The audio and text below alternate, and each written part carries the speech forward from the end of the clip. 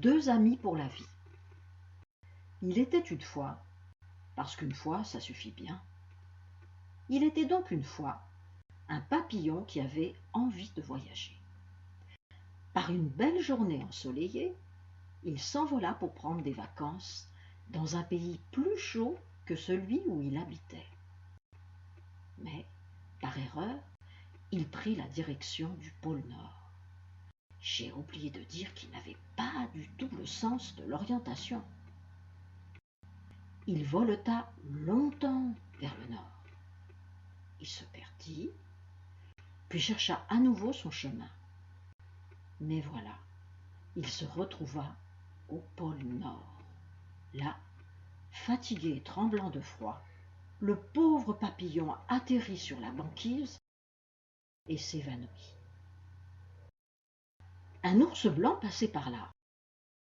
Une tache multicolore dans cette blancheur immaculée attira son regard. Méfiant, il s'approcha avec prudence, regarda l'intrus et le renifla. Qu'est-ce que c'est que cette petite chose? Je n'ai jamais vu cela, se dit l'ours blanc. Il se baissa vers la petite chose multicolore, la ramassa délicatement avec sa grosse patte et l'emporta dans sa grotte. Il creusa le sol glacé pour préparer un petit lit pour son invité surprise. Il arracha quelques poils blancs de sa fourrure et les disposa au fond du trou pour le rendre plus doux. Dans ce lit douillet, il déposa cette bizarre petite bête, toute recroquevillée à cause du froid, et, avec son souffle chaud, essaya de la réveiller. Peu à peu, dans cette douce chaleur, le papillon revint à lui et déploya ses ailes.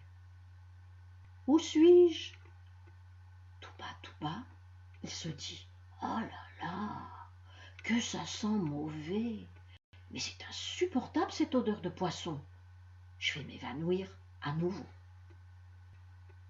« Qui es-tu » demanda le papillon d'une voix très faible. « Je suis le gros ours blanc. Et toi, qui es-tu? Tu ne ressembles à rien que je connaisse, et tu as une drôle d'odeur. Tu viens d'un pays où il y a des fleurs?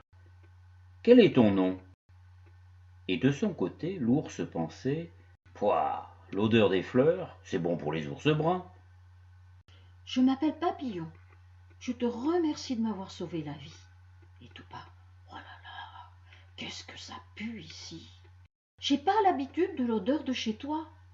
Pourtant, j'aimerais bien que nous soyons amis pour toujours. » « C'est entendu, je t'offre l'hospitalité. Nous ne nous quitterons plus, » lui répondit l'ours.